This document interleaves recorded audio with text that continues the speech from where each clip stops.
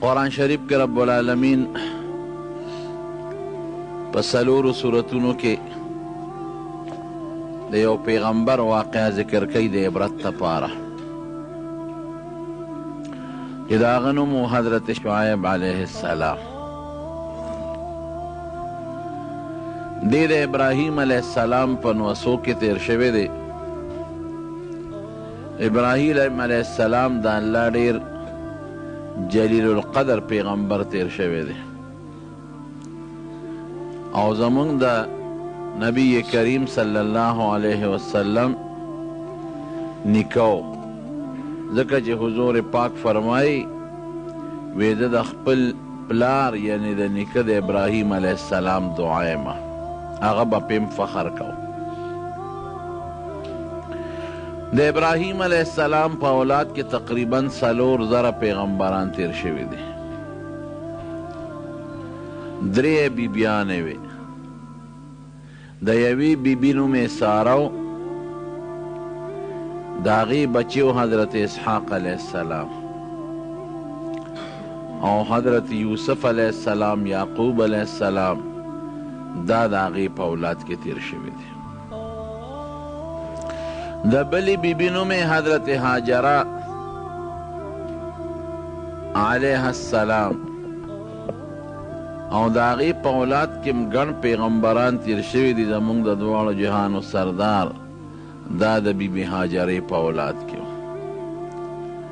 د بلې بیبي نوم یې قطوره و، دا مدین د قطوره بچی و، او دا شعیب علیه السلام او نور ګڼ شمېر پیغمبران دا د هغې په اولاد کې تیر شوي دي. نو مدین د ابراهیم علیه السلام زوی دی، د بیبي قطوره نه پیدا دی، او چې دا کم کلی د مدین مشهور دی دا د هغه په نوم باندې مشهور دی.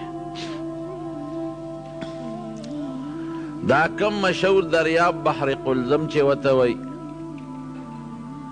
او مشهور علاقه د وادي سینا ورته وایي، لویه علاقه، او هغې کې چې کم غر دی د هغې غر کوه تور چې ورته وایي، جبل تور، دا مشهوره لوی ریګستاني علاقه ده د بحر قلزم په خوا کې، مصر سره جنګېدلې ده، او د سعودي عرب نه نیغه چې کومه لار ده او د عراق نه یو لارم پې ورغلې ده، نو دا مدین د مصر سره د دغې وادي سینا په غاړه باندې یو لوی علاقه تیره شوې ده.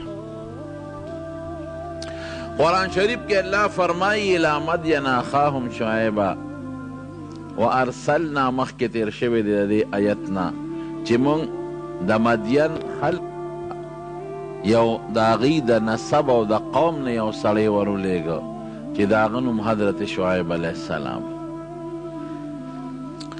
شعیب علیه السلام دوی له لومبې دعوت ورکړه د ایمان، د توحید، د الله د یووالي.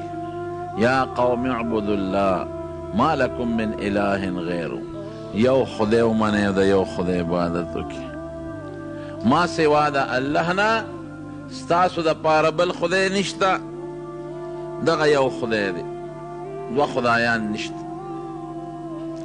دا د حضرت نوح علیه السلام دعوت مو خپل قوم ته، دا د حضرت لوط علیه السلام دعوت مو، دا د حضرت یونس علیه السلام دعوت مو، او دا زمونږ د دواړو جهانو د سردار دعوت هم دی. ګڼ پیغمبران چې د چا قوم به الله سره بل خدای منه او شرک به یې کو، د هغې لومبې دعوت هم ده. قرآن شریف کې الله فرمایي ان الله لا یغفر ان یشرک به ویغفر ما دون ذلک لمن یشاء، چې که یو انسان نور ګناهونه دي توبه وسته خو ټیک ده، که د شرک او کفر نه هم توبه وسته خو الله به یې معاف کړي، لیکن که توبه چا د ګناه نه ونه وسته او مړ شو نو د خدای خوښه ده که الله ورته بخي هم او که سزا پرې ورکوي هم، خو که د شرک غوندې ګناه نه چا توبه نیستې او مړ شو داړو بخل نشته. نور ګناهونه د خدای خوښه ده، کیدی شي بې توبې دې مو بخي، خو شرک بې توبې بخل نشته. او د شرک بیا مختلف قسمونه دي. یو هغه شرک دی لکه عیسایانې کې خدای له دامن ګڼي، یا د مکې مشرکانو به خدای له لونه ګڼلې، یا یهودیانو به خدای له زوی ګڼه عزیر علیه السلام. دا یو قسم دی. دویم د شرک دا قسم دی په عبادت کې بعضې خلک شرک کوي. عبادت خو موږ د الله کو او بعضې خلک په بندګۍ او په عبادت کې الله سره بل څوک شریک کړي. لکه زموږ دا خلک نظر کوي، نظر او نیاز د الله نه ما سوا د بل څه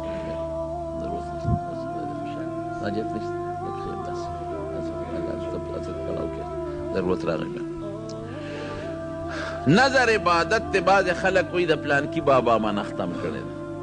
دا ګورې سخت جرم دی، ځکه نظر عبادت دی. عبادت به صرف د الله کې، که د الله نه علاوه د بل چا منښت او نظر دی که شرک دی نو د دې ډېر نور اقسام هم شته. نو ده به دا دعوت ورکوه قوم ته چې قوم اعبدوا الله، د الله عبادت وکړئ، ولا تشرکوا به شیئا ما لکم من اله غیره، د الله نه ما سوا بل خدای نشته. دویم دعوت ته د څوک د ده په قوم کې یو بل غم و، ادا چې په وزن کې او په پیمانه کې به نقصان کو، اغشتل به درانه کول او ورکول به سپک کول. ولا تنقصوا المکیال والمیزان، په تله کې کمی چاله مه کوئ. دا ډېر سخت جرم دی، غټه ګناه کبیره ده چې په تله کې بل نه اخلې نو درانه الی، او چې بل له ورکې نو سپک ورکې. سخت جرم، خطرناک. د شعیب علیه السلام په قوم کې دا ټګي وه، او شعیب علیه السلام ورته وایي چې تاسو ته د دې ضرورت هم نشته دا چې په دې طریقه دا غلط او حرامه پیسه را پیدا کوئ. انی اراکم بخیر، تاسو باغونه شته، ستاسو ځمکې شته، مال او دولت هم شته. یو سړی ګناه حرام د مال دپاره کوي نو ستاسو خو هر څه پوره دي، دې ته هم ساجد دی. او بیا ورته فرمایي انی اخاف علیکم عذاب یوم محیط، ګورې در باندې یریږم داسې عذاب به در باندې راشي چې د هر طرف نه به در باندې چاپېري او د تېښتې روبم نه وي. دی به حضرت شعیب علیه السلام پورې ټوقې کولې، خنداګانې به یې پورې کولې. وروڼو دا د ټول کمې زیاتې دا ډېر سخت جرم دی، دا ډېر غټه ټګي او دوکه د مسلمان سره. د دې مختلف طریقې دي. څوک اوس هم په تله کې ډنډې سره څه چلول کوي، څوک په پارسنګ کې چلول کوي، او څوک په کاڼو کې مو اورېدلي دي چې دا کم کیلوګان او دا کاڼي دي وي دا هم څو قسمه دي. وي دا چې بازار کې هم اورېدلي دي، وي دا چې د کم دکاندار نه اخلي نو هغه ورته وي کم نمبر کاڼي وړئ. بعضې پکې پورئ، بعضې پکې دراني او بعضې پکې سپکي، بعضې د هغې نه سپکي. تا ته به ښه برابر کیلوګرام ښکاري، ته به یې دا خو ټیک دی شاته پې هغه مهر هم لګېدلی دی، لیکن دا هم کیلوګرام نه په وزن کې کمی. ته به وایې چې دا کیلوګرام خو پوره دی، ګوره دې کې خو دې ما سره ټګي نه شي کولی، تل به یې راته برابر یې ښودي، هغې کې به هغه شی برابر دي، لیکن ابه د عام کیلو نه درونی کې در نه اخلي، درانه به یې درنه وتلي. دا ډېر سخت جرم، دا ډېره لویه ټګي ده او ډېره سخته ګناه ده، او پر دې مال دې په دوکه ووه. ګوره د یو سړي نه که دې غلا وکړه نو دا یو کس دې د سبا به یې رضا کې ګناه ده، یا دله خو به بدل ورکې خلاص پکې. خو چې کوم دکاندار په بازار کې ناست دی روزانه د 100 او د 200 ګاهکانو سره چیټاکې دا لوبو کې څومره لوی بار یې په سر باندې راواړه. یو یې حرام خوري وکړه او یو یې ټګي او دوکه وکړه. ټګي او دوکه ډېره لویه ګناه ده.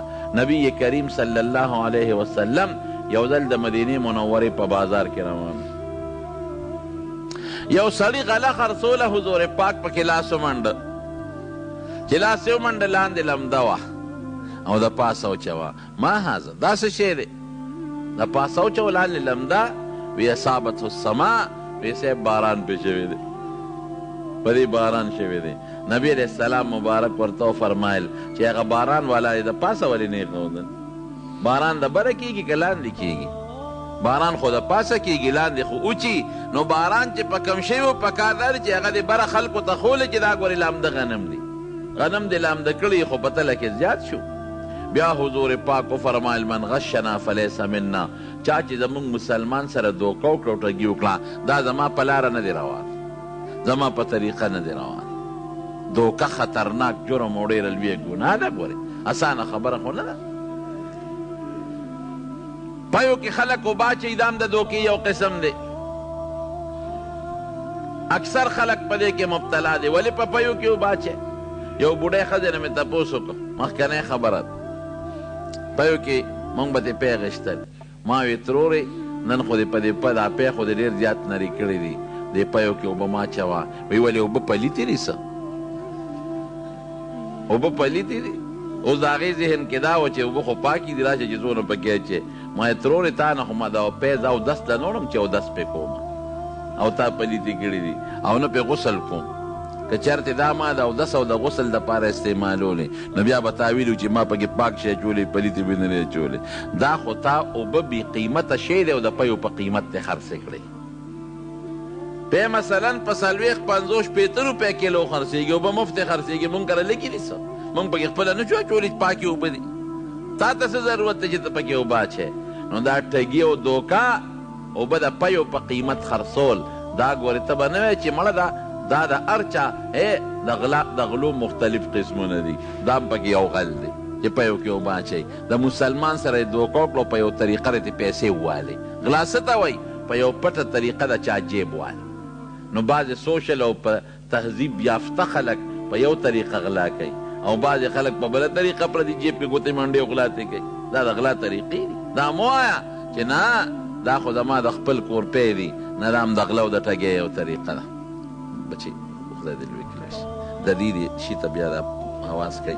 الله دې خوش مونږ به ګزاره وکړو. خیر ویش. نو دا د دوکې قسمونه دي. یا بعضې خلک دا دکانداران په دې سوداګانو کې دوکې کوي. په قیمه کې مثلا دوکه کوي، قیمه کې پړپوس ګټ کړي. پړپوس پکې په هغه نن سبا خو هغه مشینۍ پیک ودي که نو پړپوس پکې اووي پکې ګټ کړي. نو اوس دا دې ګناه وکړله. پړپوس خو د 20-30 روپو کیلو شی دی او قیمه مثلا په 200-250 روپۍ کیلو ده.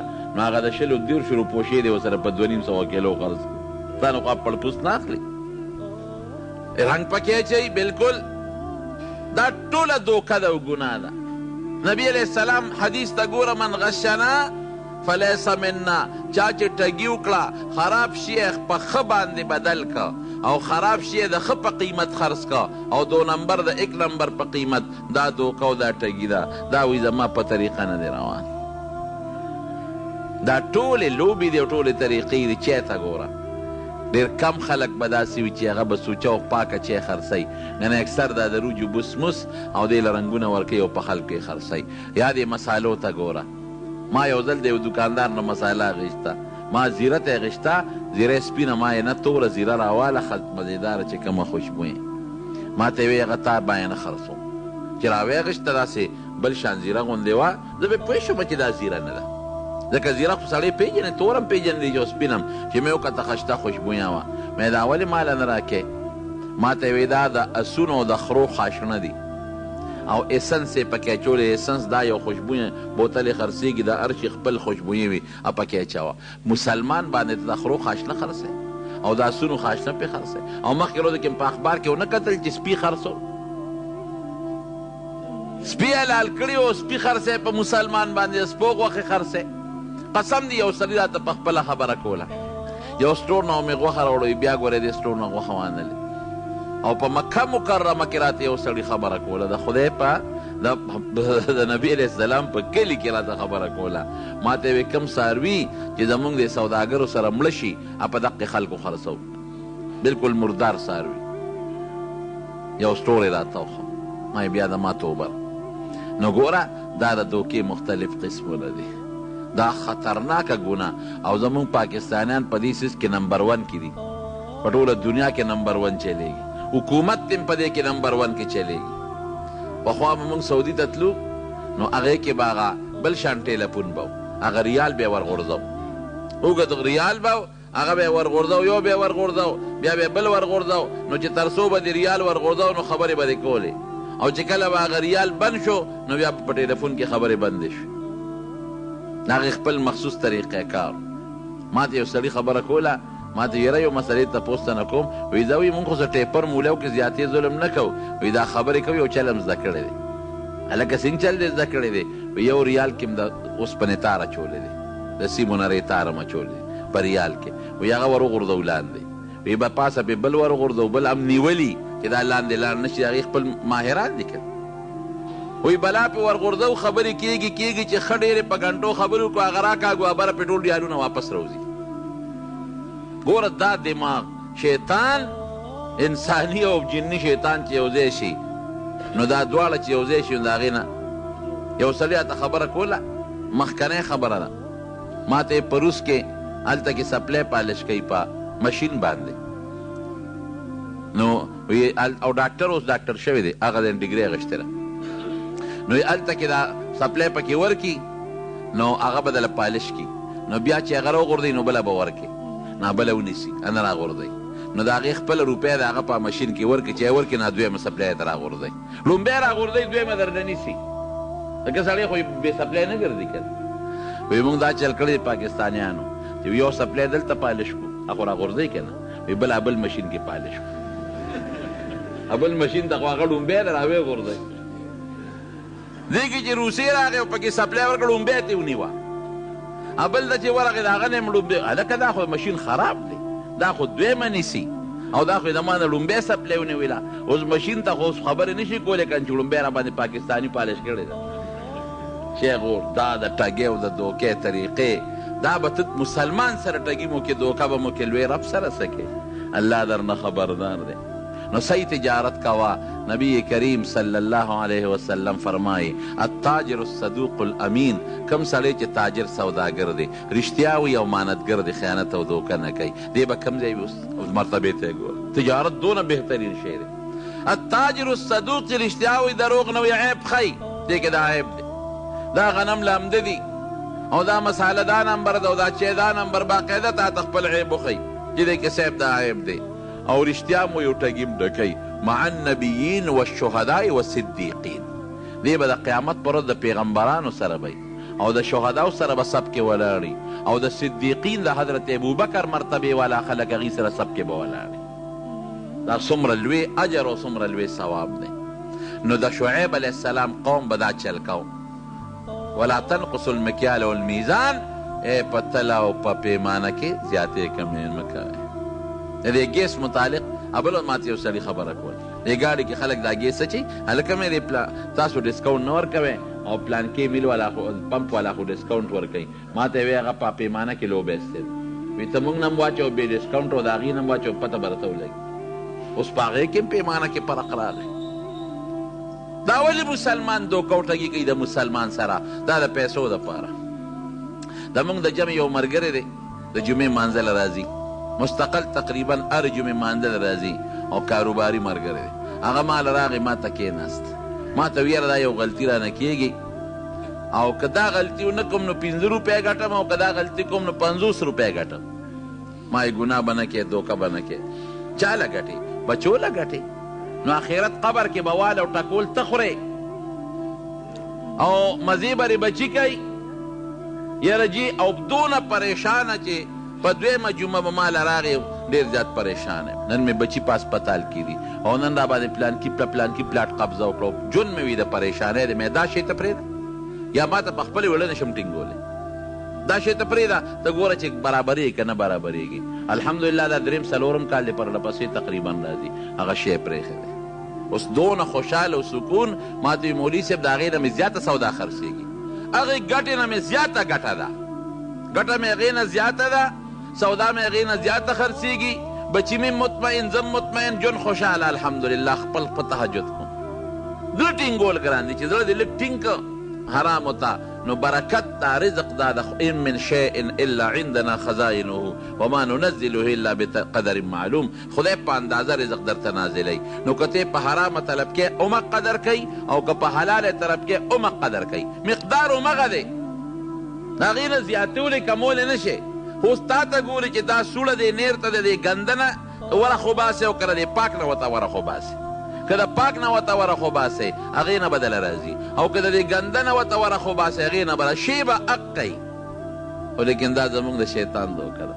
نو حضرت شعیب علیه السلام قوم به دا چل کو او ته دا به نه کې، ده به مونځ ډېر زیات کو. شعیب علیه السلام او خدای ته به ژړل، الصلاتک تأمرک ان نترک ما یفعل آباؤنا. وایي ستا مونځ تا ته دا چل ښیي، دا ډېر مونځونه چې کې د پلار نیکه طریقه هم ده او دا پرېږدو، مانځه پورې به ټوکې ټقالې به پورې کولې. او ان نفعل فی اموالنا ما نشاء، چې څه غواړو هغه باندې پرېږدی او د پلار نیکه طریقه او رواج را باندې راته مونځ دا چل ښیي. اوس هم چې کوم سړي نه غلطي وشي او ږیرې پرېښي، خلک وایي هله وایه دا لا شیخ دی، دا ورته را ږیره دا چل ښیي، هلکه دا لا پټکي په سر دی، دا پټکي راته دا چل ښیي. د نیکۍ پیغور به نه ورکوې، د ګناه پیغور ورکه. د نیکۍ پیغور به چاته هم نه ورکوې، دا ډېر سخت لوی جرم دی. او سړی په سایکل روان و بلې ته ولګېد، وی ته لا شیخ یې او درې په سایکل والم. هلکه نو زما بریکونه خو په ګیره کې نه دي چې ته ماله د شیخ والي پیغور راکړې، خو مې په لاس کې بریک لګېدلی، هکه معمولي څو قدم. هلکه ته لا شیخ یې، نو له شیخ څه چل وکړي؟ شیخ سره خو عقل زیاتېږي نه، شیخ سره عقل خو همغه عقل دی، که ګیره خري همغه عقل دی او که ګیره یې پرېښوده همغه عقل دی. نو ولې د ګناه کار کوې؟ نو دا زړه طریقه ده. وي تا ته دا چل دا مونځ ښیي.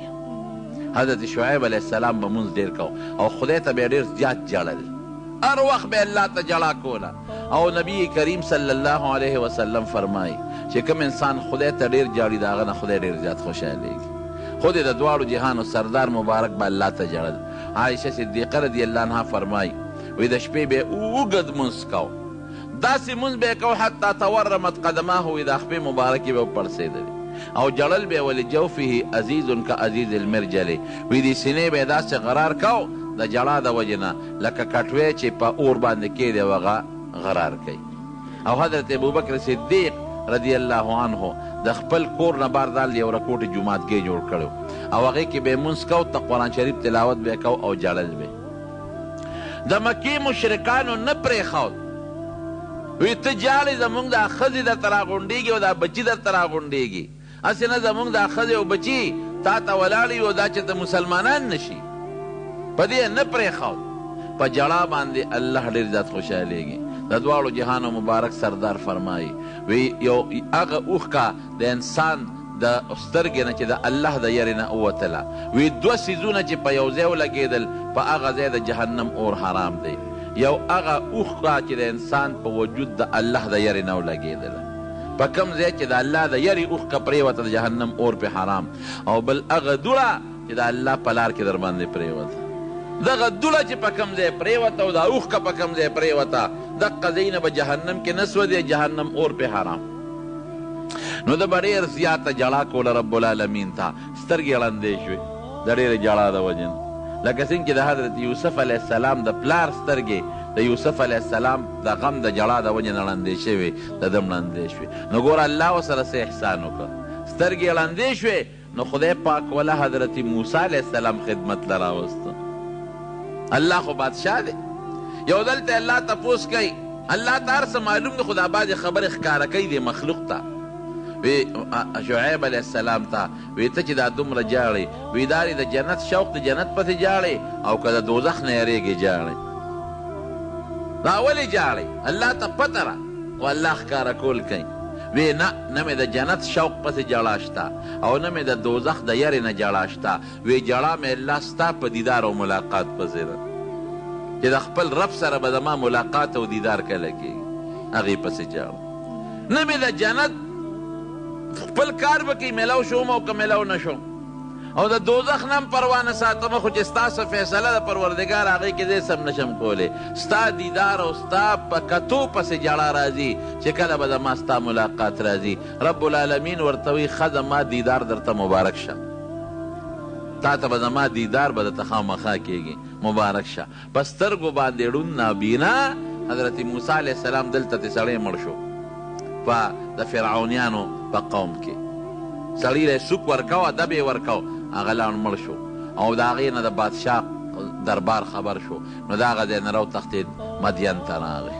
فلما ورده مدینه، چې رالل مدین ته راورسېده، نو هلته یو کوي ته راورسېد، ډېر زیات انتهایي ستړی او په منډه منډه راځي. کوي ته چې څنګه راورسېد، نو کوي باندې خلکو خپل څاروي سې رابول، ګډه چیلی سې رابولې او هغه کویان اوس هم تاسو تاریخ کې وګورئ نو ډېر جور جور کویان دي یو خو زمونږ د وطن کویان دي نه هغه جور کویان او په پنځو شپږو کسانو باندې هغه برقه راوباسي ذموار که والله م پې شاهد که لس کاله علما لیکي چې لس کاله موسی علیه السلام د حضرت شعیب علیه السلام خدمت وکړه ګوره د خدای د جړا د وجې نه سترګې ړندې شوې نو الله وله حضرت موسی علیه السلام غوندې جلیل القدر پیغمبر ترې رسته جوړېږي او یو تکړه نوجوان او امانتګر او پاک راسباز دا وله خدای پاک خدمت له راوست لس کاله پس حضرت شعیب علیه السلام ورته یوه لور په نکاح کړه او علما وایي هغه لور یې په نکاح کړه چا چې د شعیب علیه السلام ته مشوره ورکړې وه هغه یې ور په نکاح کړه او لس کاله پس یې رخصت که وایي د ځم د خپلې مور او ضرور ملاقات به وکړم او دې لسو کالو کې به د فرعون نه زمونږ خبره یېره وي حضرت شعیب علیه السلام ول یو کونټی ورکړه په تحفه کې او ګډه چیلی وله ورکړی او دغې وخت کې خدای پاک د ده سترګې بیا جوړې کړې وې تاریخ لیکي چې خدای پاک یې ړوندوالی ختم که الله جوړ که په سترګو باندې وی داسې وکړه دننه یو کونټی راواله او دا ګډې چیلی دومره ځان سره واله او زه بیبي دې ځان سره په مخه کا دې چې ورغې کونټی راواخېسته راویړه وی نه دا کیره دا بله راواله چې هغه یې کېښوده بله یې راواخېستې راویړه بیا مقه راوړه وی زه راته یم دا کېده بله راواله چې بیا ورغې بلې له یې ګوتې یوړې بیا وله هماغه ګوتو له راځي چې بار یې راوویسته وی زه خو بله رالم ګوتو له مې دا راځي وی ښځه مبارک دې شه دا هغه کونټی وه چې نسبن د ابراهیم علیه السلام نه دته پاتې وه او دا حضرت آدم علیه السلام لس څیزونه ځان سره د جنت نه راوړي یو پکې دا کونټی وه چې بیا د موسی علیه السلام دپاره د لویې معجزې ذریعه وګرځېدل نو ګوره خدای پاک څومره لویه مرتبه ورکړه د یو پیغمبر نوسی دی د ابراهیم علیه السلام او بل پیغمبر یې زوم شو حضرت موسی علیه السلام او د هغه نه خدای پاک څومره لوی کار واغېسته قوم ته به دقه نصیحتونه کول ولا تنقص المیزان والمکیال په تل او په پیمانه کې کمې زیاتې مه کوئ انی اراکم بخیر زه خو تاسو وینم مال دولت هم ډېر دی دې ته هم ضرورت څه دی بل ځای کې راځي ولا تفسدو فی الارض په ځمکه کې فساد مه کوئ دي بغلاګانې ډاکې کولې حضرت شعیب علیه السلام ته نبی کریم صلی الله علیه وسلم خطیب الانبیا ویلی وی په پیغمبرانو کې دله بهترین تقریر چل خدای پاک ورستی دی حضور پاک چې کله معراج ته ته په بیت المقدس کې ټول پیغمبران 1,40,000 ورپسې 2 رکعاته مونځ کړی دی نو یوازې مونځ نو هغې کې د پیغمبرانو تقریرونه کړي حضرت آدم علیه السلام تقریر وکړه حضرت نوح علیه السلام تقریر وکړه حضرت موسی علیه السلام تقریر کړی دی او دارنګې حضرت ایوب علیه السلام دی جلیل القدر پیغمبران به یو پاسېدل او جبریل علیه السلام د سټیج ناظم و سکرټري هغه به رابلل نو حضرت شعیب علیه السلام هم پکې تقریر کړی دی نو د پیغمبر علیه السلام او بیا آخره کې نبی کریم صلی الله علیه وسلم هم تقریر کړی دی د هغې نه پس مجمع خوره شوې ده او نبی علیه السلام بر اسمانونو ته تللی دی نو نبی علیه السلام په ټولو پیغمبرانو کې د حضرت شعیب علیه السلام د تقریر صفت کوي وی خطیب الانبیا په پیغمبرانو کې داسې خشته تقریر او خشته ښکلې خوږې خبرې چې د انسان زړه ځان ته رامایل کوي د شعیب علیه السلام نه بل مې نه دي لیدلی خلک به د باره راتلل ده به ورته د دین دعوت ورکوم نو دې قوم یې څه چل شروع کړه دوی به په لارو کې د مسافر لوټول ډاکې به یې غورځول او غلاګانې به یې کولې دې کې به دا مقصد و چې دا لاره کې بدامني راولو چې څوک اډودله راځي نه خلک به وایي چې وروره ډاکوان دي په لاره کې او د خلکو نه سامان اخلي او خلک لوټ کوي نه به راځي ولا څوک دا حربې به استعمالول او حضرت شعیب علیه السلام پورې به یې ټوقې کولې ولولا قومک لرجمناکه وایي که ستا دا قوم نه وي که نه نو موږ به ته سنګسار کړی وې پرېښې به هم نه وې په نصیحت کارو نشو هر قوم ته خدای پاک یو موقع ورکوي هر ملت له خدای یو موقع ورکوي خو که هغه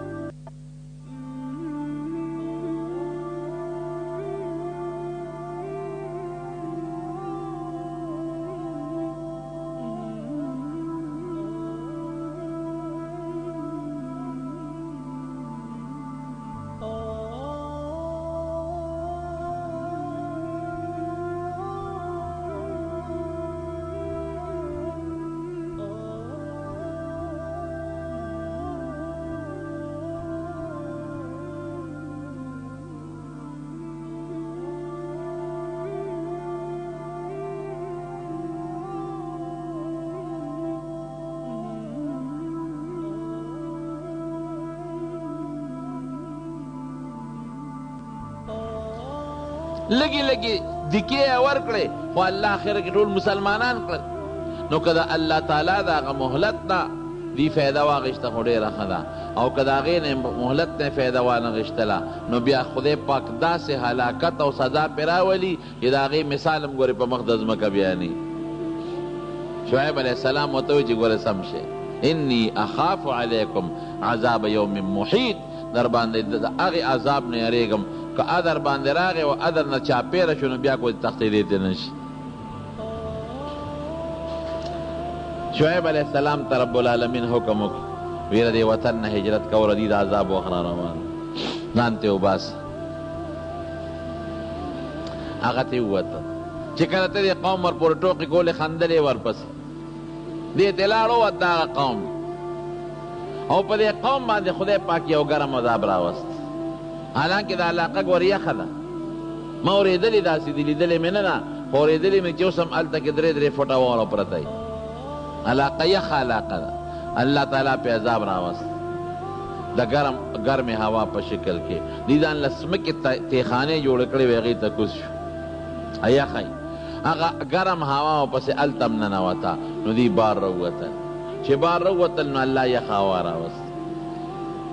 دوی خوشحاله شو چې دکه خیري ګرمي ختمه شوه، او دا خو موسمي تغیرات تبدلات وي او موسم را باندې یخ شو. دې کې یو وریځ پرې راغله، داسې وریځ راغله چې هغه ډېره ښکلې یخه وه او دوی ته رانږدې شوه، او دا ټول ورپسې راووتل، د هغه خپلو سمسو نه د هغه وریځې لاندې شو. نو 3 عذابه پې پرله پسې راول. لاول پې زلزله راغله، ځمکه وجړقېدله. تاسو ولیدل مخکې کالونو کې 2-3 کاله مخکې چې مانسیرۍ علاقه باندې کومه زلزله راغله؟ ما اورېدلي د خلکو لیدلې مې نه دي، وی غټ غټ بلډینګونه 2 شپږ چته دا داسې زمین بوز ځمکه کې ننوتل چې وی د هغې اړو نام و نشان هم نه دی معلوم، او داسې لوی لوی شقونه او کندې په ځمکه کې جوړه شوې، سړکونه او غرونه په ځمکه کې ننوتل. د خدای پاک د زور مقابله څوک کولی شي؟ نشي کولی. لاول پې زلزله راغله، د زلزلې نه پس څه وشو؟ جبریل علیه السلام پې یو چغه وواله، ډېره هیبتناکه د هیبت چغه.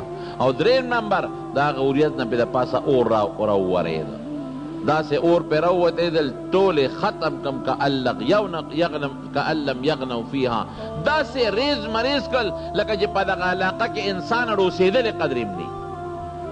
داسې خدای پاک تباه و برباد کړ. دارنګې تاسو پروس کال دا سیلاب ونه لیده؟ هلکه سیلاب راغی د کوم ځای نه؟ د کالام د غرونو نه. نه، یوازې کالام غرونه نه دي، ګیر چاپېره چې څومره علاقې وي د ټولو نه اوبه را روانې وي. یوازې دلته نه دی زموږ د پېښورونو طرفونو ته وګورئ دا خوړونه مړونه، دا څومره سیلاب پرې راغی. او داسې راغلل چې هغه غټې غټې آبادۍ وې او غټ غټ پلونه چې هغه په دغه په بمونو هم نه ختمېږي، هغه غټې غټې آبادۍ او هغه غټ غټ پلونه نیست و نابود او ختم شو. د خدای پاک د زور څوک مقابله کولی شي؟ نشي کولی. دا یاد ساتئ وروڼو، ګورئ خدای پاک انسان له مهلت ورکوي. د دې رزق مثال درته ښیم. د بعضې رزق داسې مثال دی لکه یو انسان نوکر ساتلي وله ډوډۍ ورکوي، هغه نوکر نه خوشحاله وي نو ښه ډوډۍ وله ورکوي او ښه خوراک وله ورکوي، دې ته خوشحاله دی. دا رزق د ده لپاره یو نعمت دی. بعضې رزق د انسان لپاره قهر او غضب وي، لکه د مږې د پنجرې ډوډۍ، د مږې په پنجره کې ورته غوښه واچوي او مالګې مسالې پې ورته ودوړئ او په غوړو یې موله وترسئ او په هغه دننه په پنجره کې ورته د غوښې هغه ټوټه کېږدي او ښه خوشبویه کړي. څه دپاره؟ چې دا مږې ورپسې د سوړو نه هم راوځي، او دونه خوشبویه چې د هغه مږې هغه سوړو کې دننه هم راوځي او په هغه پنجره کې خو ورته ښکاري دا غوښه ورننوځي. او څونه به ورته دا مږه خوشحاله چې داسې نعمت مې مونتی دی چې د دې نه اعلی نعمت بل نشته، دومره خوشبویه دی او څونه اعلی دی او ډو څوک شته هم نه راته پروت دی، دا لګیایي هغه غوښه خوري خوري خوري خوري، دا نعمت دی. لیکن کم ماشومانو چې پنجره یې ښودې د کوته کې ورسره لاس کېدي هغې بارزوئ، هغې وي ځکه خیرې ګیره شوې. او ماشوم بل ته وایي شروع پې نه کوو، صبر وکړه که نه هسې مري، یو 2-3 نوړی خو وخوري که نه، څه به بیا ارمان کوي، پرېږده چې لږه غوښه خو وخوري. مګه غریبه په دې سوچ کړه چې ما نعمت مونتی دی. او بار چې کوم ماشومان ډنډو په لاس ولاړ دي هغې وی ودرېږه پته به درته ولګي، لږ درته صبر کوو، هغه نوړی یا نیمه خوړلې او یا نیمه نه خوړلې چې ماشومان پې کراکېږي څوک یې اوبو کې منډي او څوک ورته کوته کې ونیسي دقه رنګې دا بعضې ګنده مال مونږ ته د مږې د هغه خوراک په شان خشته ښکاري مونږ وایو دا خو د خدای لوی نعمت دی هلته فرشتې څه وایي هغوی وایي صبر وکړئ یو څو ورځې درته ګورو لږ غوندې پې ژبه مه به ووهئ په دا نیمه کې به پاتې ډنډې ورسره دي 3 ورځې پس مرې میاشت پس بدنه سا خیږي کال پس بدنه سا خیږي بې وقوفه دا خوراک د نعمت نه دی د مږې د پنجرې غوښه ده او بعض انسان له داسې خدای نعمت ورکوي لکه یو سړی چې خپل نوکر له خوشحاله ډوډۍ ورکوي د مارونو د دنیا په مال غاوره کېږي عادیانو ګورئ سمودیانو ګورئ د نوح علیه السلام قوم ګورئ او دارنګې د موسی علیه السلام د فرعون قوم ګورئ د دې نه غټ خلک درانه خلک نور تیر شوي دی د عادیانو په شانتې خلک الله اکبر غټو غټو تنو والا او غرونو کې به یې دننه سورنګونه ایستل او په غرونو کې دننه آبادۍ به یې کولې لیکن چې کله د خدای عذاب پرې راغی داسې شو کانهم اعجاز نخل منقعر لکه د کجورو په باغ باندې چې هوا راشي زول او طوفان او دا تنې دقسې لوړې پرتې وي دقسې تباه و برباد شو دارنګې د شعیب علیه السلام قوم پیغمبر پورې به ټوقې کولې یو نیکانو خلک پورې ټوقې به نه کوي علما پورې ټوقې به نه کوي څوک د دین دعوت درکوي او نیکي درته ښي ټوقې به لنډې به نه کوي ها اوس دا مونده ته دا چل ښي هلکه د مړه ته یو زبرګ پکې ښې که نه مونږ نه سل زبرګان جوړی چې څوک مونځ کوي دیم راته مولا شو او که څوک چاته لږ غوندې دعوت ورکوي چې دا ګناه مه کوه ښه ته هم لاړې زبرګ شوې ها دا هلکه د دې خبرو څه مطلب دا د شعیب علیه السلام او د پخوانو پیغمبرانو د قومونو پیغورونه دي چې هغوی به خپلو پیغمبرانو ته پیغورونه ورکول او چې جړل به خدای ته ښه دې مکر ته یې ګوره د مکر د وجې نه جاړي اوس خلک داسې وایي که نه وایي که څوک د خدای د یارې نه هم جاړي نو خلکو پورې دا ټوقې کوي نه مونږ ته دا چل ښیي الصلاتک تأمرک ان نترک ما یفعل آباؤنا مونږ ته دا چلونه ښیي دا ټوقې به پیغمبرانو پورې کولې نو یو چې څوک درله د نیکۍ دعوت درکوي عمل پې وکړه که عمل نشي کولی ټوقې ور پورې مه کوه هر څه ریکارډ کېږي ګورې دې ته مه ګوره چې دا زه څه کوم ګنې بس دا لاړل افحسبتم انما خلقناکم عبثا وانکم الینا لا ترجعون دا سوچ مه کوه چې ګنې دا هر څه ما بس پیدا کړي دي او ماله به واپس نه راځې نو دا څیزونه به نه کوې ځمکه کې فساد به نه کې غلا غلطي ډاکه به نه کې او په وزن او په تله کې ټګي به بلکل نه کې یوازې وزن تله نه ده ګورې ما درته دې مختلف قسمونه وښول حرام خوري د دې نه خطرناکه ګناه بله نشته نبی کریم صلی الله علیه وسلم په یو جهادي موقع کې صحابه اوسې ښکار کړې وه هغه اوسې چې د ځان نه پړې اوږد که یا وشله وراله نبي کریم صلی الله علیه وسلم سره خوا کې ودرېده زور یې وکړه ورسېده وله د الله رسوله زه ستا دې ملګرو ښکار کړی یم او ما ره دې پړي نه پرانیزه په دا پلانکي غار کې زما ماشومان بچي دي ګوره حسین نبي علیه السلام سره خبرې کړې دي دا د حضور پاک معجزه ده زه به لاړه شم او دغه خپلو بچو له به پی ورکړم بچي راته اوږي دي او بیا به راشم نبی علیہ السلام مبارک ورته فرمایي وی په تا سید بار دی هسې نه که زه دې پرېږدم ته خو د ما دې ملګري ښکار کړې که زه دې پرېږدم او بیا رانه شي وی داسې قسم به درته وخورم چې په مخ د ځمکه د اسمان لاندې د هغې نه سخت قسم به بل نه وی څه قسم به وخورئ وی ښه ته ما پرېږده او که زه واپس رانلم نو ما د خدای پاک د قیامت په ورځ د حرام خورو په سب کې پاسئ بلکې دا ماته د حرام خوارو تعبیر وکړه هغې کې عشارین لفظ راغلی دی د هغې خلکو په سب کې مې پاسئ چې دا د زکات دا چیرمینان او ممبران دي دا عشرونه تقسیموي او دا عشرونه ویشي او دا خلکو نه غونډئ د دې خلکو په سب کې مې د پروردګار پاسئ وی چې دا لفظ دیوسی وي د نبي دا وجود مبارک داسې وړچېده وی ډېر مضبوط قسم دی خوړه واقعي په مخ د ځمکه او د اسمان لاندې دې نه خطرناک قسم بل نشته صحابه ته یې د اوسۍ پرانیزي چې پرېنیستله اوسۍ لاړه خپلو بچو له پی ورکړل دقه ده چې واپس رانه صاحب ما خپل کار وکړو خپلې ډوټي حضور پاک هغه صحابي ته وي د اوسۍ پرېږدی او بیا عام اعلان وکړو وی د بچو په ورځو کې ښکار به بلکل نه کوئ ځکه یو حیوان چې د ښکار کو د سره د 2-3 بچیم برباد کړل. د بچو په وخت کې چې د مرغۍ ویشته د هغې په جاله کې چې کوم 1-2 بچي دی هغه مړه شو، ځکه هغې د بل رزق څوک وړي. نو د بچو په وخت کې به قطعا ښکار نه کوي او هغه اوسه یې پرېښودله. نو حرام خوري دا ډېر خطرناک شی دی ګوره، او مسلمان سره ټګي کول دا ډېر خطرناک شی دی. مونږ ته دا اډو څه ښکاري نه، مونږ ته را ټګي سم نه ښکاري. مونږ وایي مړه دا خو څه وړه غوندې خبره ده، 2 روپۍ دي یاره ده، د یو نه دې 2 والی او د بل نه دې 2 والی او د بل نه دې 3 والی او د بل نه دې 4 والی. دا به کم دی دا پیټې په شا ګرځی. د قیامت لویه ورځ اینې که نه اینې او دا چا له ګټې؟ د دې زمانې بچو له او په کېږي ما دا کشرانه لکه په تاسو هم ځواني او بوډاوالی را روان دي. د دې زمانې بچي خدای ګواه دی داسې خلک مې لیدي دي، رښتیا درته وایم. په جنازو کې مې داسې خلک لیدلی دي، رښتیا درته وایم، چې د خپل پلار جنازه کې هم زوی نه دی شریک شوی، د خپل پلار په جنازه کې نه دی شریک شوی. دا ما لیدلي په دې خپلو سترګو باندې. داسې خلک مې هم لیدلي په دعا کې په جنازه کې، تاسو هم ورته کتلي وي چې خلک وایي دعا ورته وکړو، دی یو بل سره بل ملګري سره ګپ لګوي. هغه خپل پلار ته لاس هم نه اوچتوي چې دې پلار ته خو دعا وکړم او دې خپلې مور ته دعا وکړم. دنې وګورئ په دې تعزیتونو کې تاسو دې بچو له رزق ګټئ، دې له ډوډۍ ګټئ، دې له بنګلې جوړئ، دې له مستقبل کې بینک بیلنس جوړئ او آخرت ځان له پخپله بربادئ. دا خو تو خیار نه قمقل قمقل. حلال رزق حلال تجارت وکړه چې څومره دې ډېره کړه، حجونه به پکې وکړې، عمرې به پکې وکړې، جومات به جوړ کړې، مسلمان سره ښېګړه به وکړې، رشته دارانو دوستانو سره ګاونډیانو سره به وکړې، نو فایده به دې ډېره زیاته وي. او که حرام دې زیات کړ نو ځان لرې تاوان ورکړه، ځان مه تاواني کوه. قرآن شریف کې اللہ تعالیٰ فرمایا یا ایها الرسل کلوا من الطیبات واعملوا صالحا.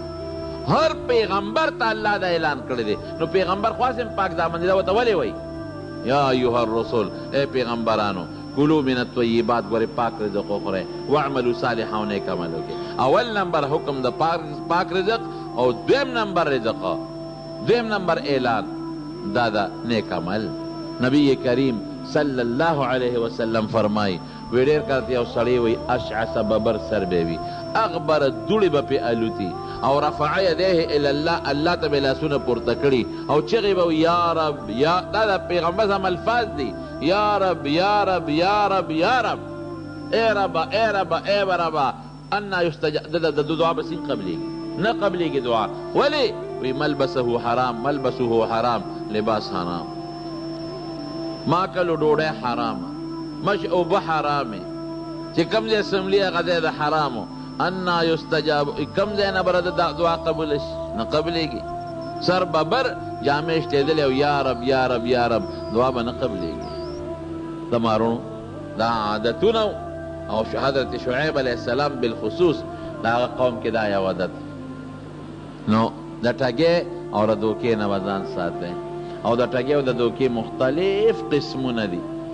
یوازې د دکاندار ټګي او دوکه نه ده، دا زمیندار هم کوي. ګورې ټګي دوکه خفه کېږي ما الوګان چې بازار ته وړي لاندې پکې سا چولي او برې سا چولي، لاندې واړه دي او بره دې پې غټه چولي. ولې خلک دوکه کې؟ دا خو ګناه ده.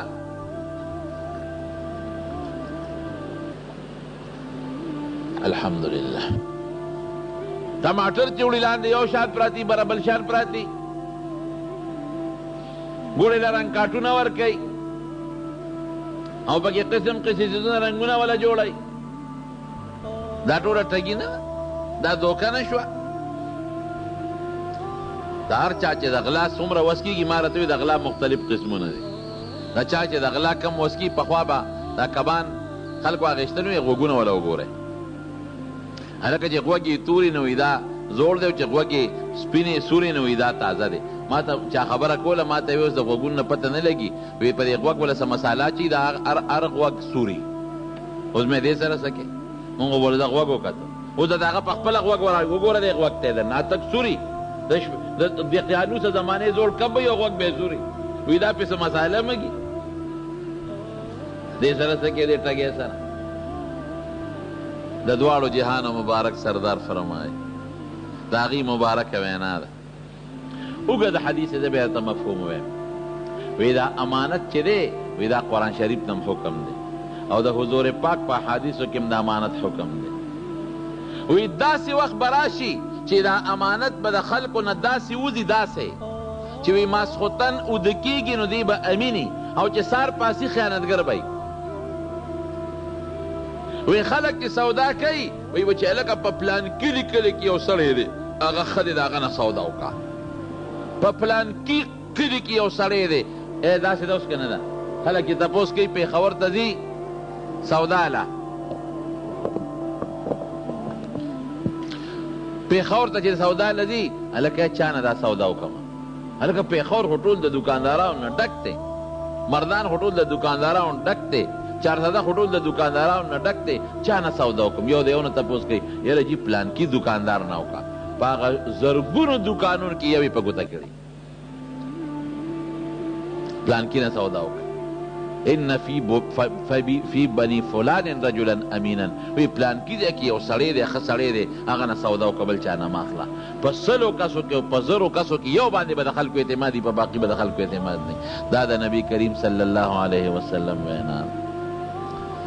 حضرت شعیب علیه السلام د 140 کالو په عمر کې وفات دی. د مدین نه پس یو بل قوم دی اصحاب الایکا بڼ والا خلک.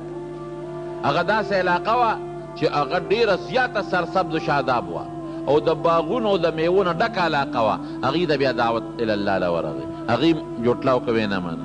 هغې باندې هم د خدای پاک عذاب راغی. بیا دې راغلی د مکې مکرمې ته او په مکه مکرمه کې د 140 کالو یعنې د 70 کالو په عمر کې وفات شوی. نو دا مې د هغه دعوت په سلسله کې یو څو خبرې د تارس کولې. رب العالمین دی مونږ له د حلالو فراخه رزق راکړي نه دور. خدای پاک دې د حرامو د رزق نه وساتي او الله دې د ټګۍ او د دوکې د رزق نه وساتي او الله دې د دواړو جهانو خیرونو برکتونه نصیب کړي.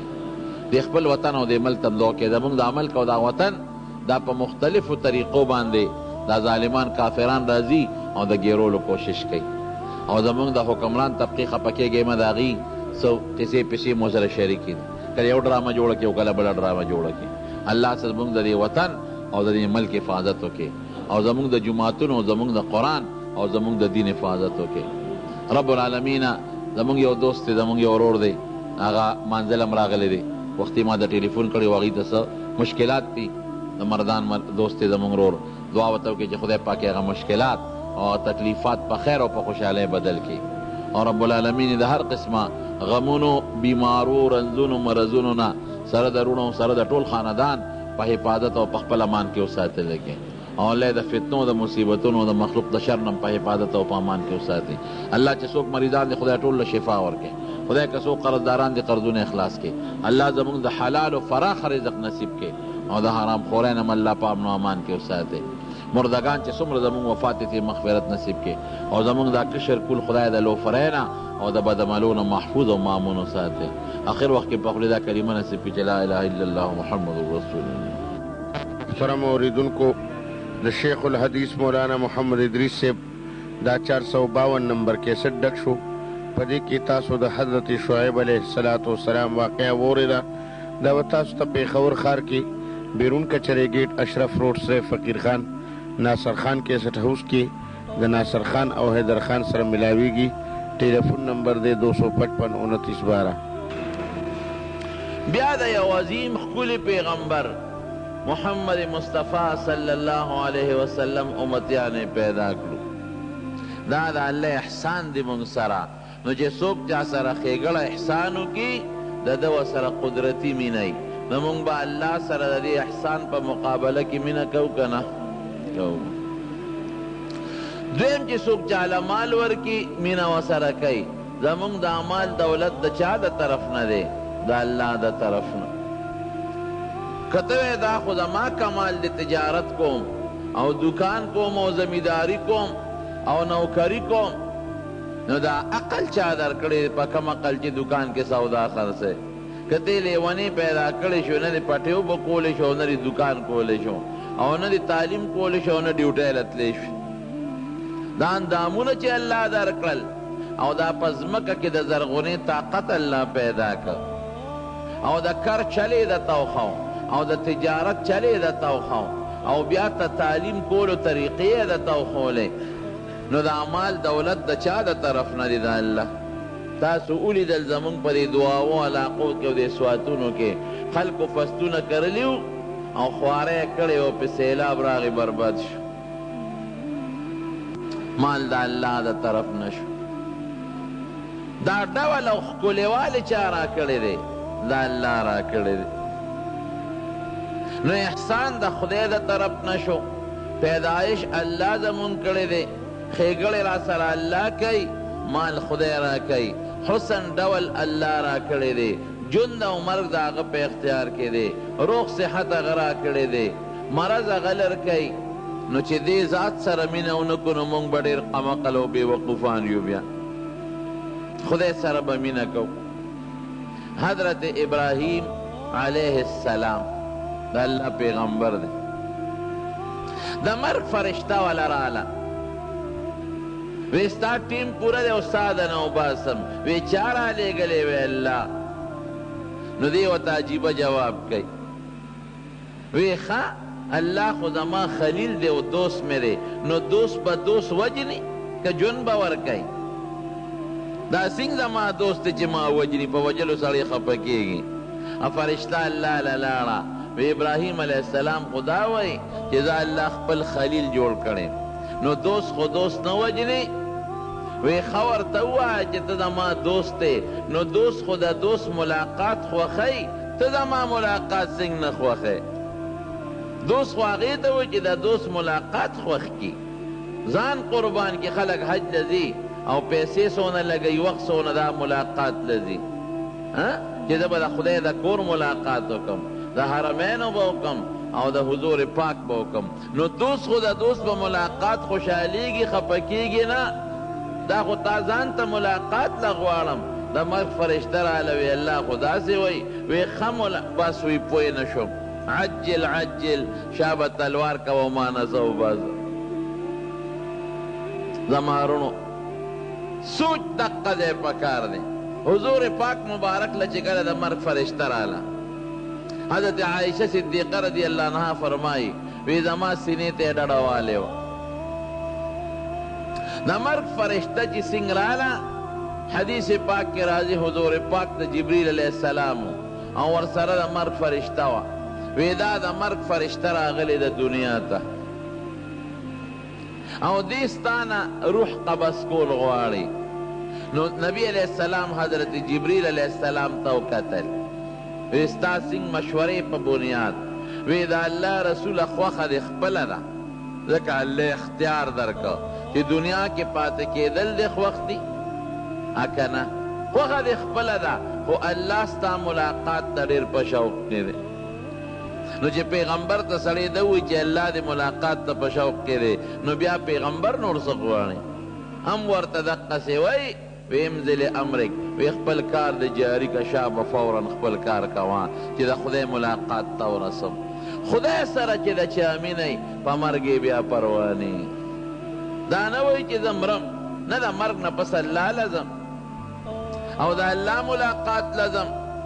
نو رونو مونږ به چا سره مینه کوو؟ لومبی د مینې تقاضا هغه د هغه اسباب د چا د طرف نه دي؟ د الله د طرف نه.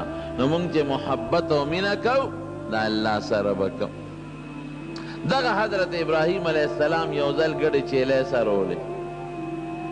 حضور پاک فرمایي ما من نبی یو پیغمبر نشته الا را الغنم مگر ګډې چیلې سرولې دي، هر پیغمبر. او دا ولې ګډې چیلې پیغمبر سره؟ دا د پیغمبرۍ یو ټریننګ وي. ګډې چیلې ورسره نو دی مشقت کوي، ګډو چیلو والا څونه ګرځي ورپسې په دشتونو بیابانونو. اوس خو صحراګانې نشته او په دې صحراګانو کې ورپسې ګرځي. نو چې دی د مشقت چل زده کړي وګرځي لږ غوندې او تکلیف برداشت کړي، مزل به کوي. دی به سبا هجرتونه کوي دا پیغمبر، دی به جهادونه کوي او دی به دعوت و تبلیغ پسې ګرځي. نو چې دا ګډه چیلې ورسره وي نو ده کې به دا طاقت پیدا شي. نو دا ګډه چیلې سرول نورې فایدې هم پکې دي. دا د پیغمبر دپاره د پیغمبرۍ یو ټریننګ وي. ځکه حضور پاک فرمایي وی یو پیغمبر داسې نه دی تیر شوی الا رعى الغنم مگر ګډه چیلې سرولې دي.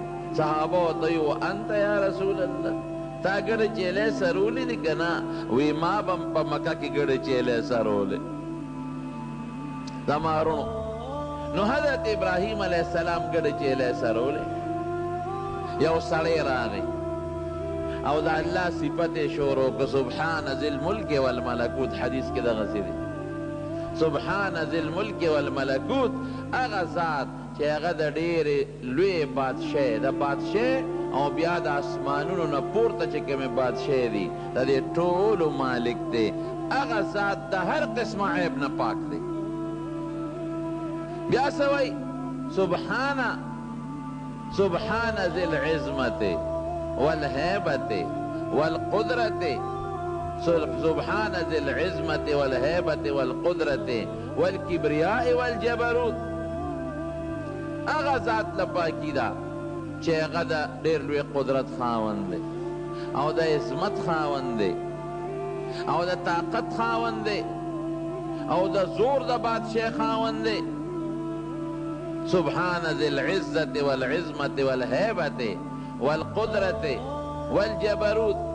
چې ابراهیم علیه السلام دا خبره واورېده وی ملګري د الله ښکلي رب دا صفت راته لږ بیا وکړه. پې خشته ولګېد. وی زما دا صفت د رب دا صفت راته لږ بیا وکړه. سړی ورته وی څه به راکړې چې درته یې وکړم؟ وی څه غواړې؟ وی څه ګډه چیلی به راکړې؟ وی نیم کنډک به درکړم خو د خپل رب دا صفت راته لږ بیا وکړه. ډېر ښه راباندې ولګېد. دې ته مینه وه. مونږ له سړی راشي وی د خدای په نوم د خدای په نوم یو روپۍ راکړه. نو مونږ وایو ځه غسنډه نه چې د مزدوري کولی چې که نه شي کولی نه ورکوې نو رټې به نه. حضور پاک فرمایي چې د خدای په نوم د نه څوک شی غواړي د خدای د نوم لحاظ وکړه ورکړه. د خدای نوم خو ډېر لوی دی. د خدای په نوم د نه څوک غواړي. بعضې دا سوالګري داسې دي پېښور سوالګري لکه دا جینکۍ ګرځي مقصدونه یې نورې نو هغې نه ځان ساته رټمه ځان تې ساته ښکلی جواب ورکه. رټل به نه کې هم مسائل فلا تنهر. حدیث کې قرآن شریف کې الله نبی علیہ السلام ته فرمایي وی سوالګرې به نه رټې یتیم مسکین له به رټل نه کې. نو د خدای نوم ډېر لوی دی. ګورئ د خدای په نوم د نه څوک شی غواړي انکار به نه کې. د خدای په نوم د نه څوک بخښنه غواړي چې ما وبخه د خدای دپاره وی د الله ډېر لوی نوم دی د خدای نوم دی راته پېښ که ما معاف کړې. د خدای د نوم عزت کوئ زما د قسم الله به تاسو له عزت درکوي. نن موږ ولې ذلیله یو زموږ د خدای د نوم عزت نشته. نو زما د رب دا صفت ډېر ښکلی دی ښکشته دی وکړه. دوباره ووایه وی څه به راکې؟ وی د نیم کنډک چیلی به درکړم. وشوه ویاو بیا ورته وی سبحان ذی الملک والملکوت.